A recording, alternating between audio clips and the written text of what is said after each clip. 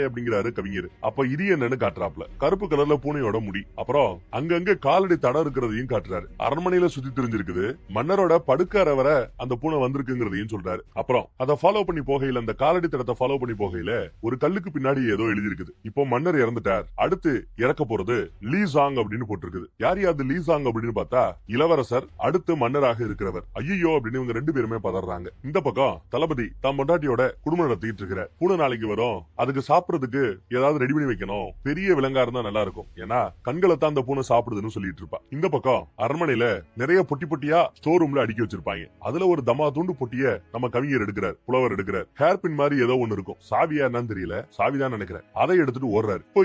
இப்ப நம்ம பார்த்த இந்த கதை, மன்னர் இறந்து போனது, அரண்மனை, இது எல்லாமே புதுசா கட்டப்பட்டது. இங்க இருந்து ஒரு குகை மூலமா இந்த பக்கம் வந்தா பழைய அரண்மனை கட்டிடம் இருக்கும். அதுக்கு படிக்கட்டெல்லாம் மேல ஏறி போகணும். அது எதுன்னு ஒரு வழியா போய் ஒரு இடத்த வந்தடைகிறார். அந்த இடத்தோட சென்டர்ல பெரிய லாக்கர் மாதிரி இருக்கும். அதுக்கு தான் இந்த சாவி போல போட்டு திறந்தா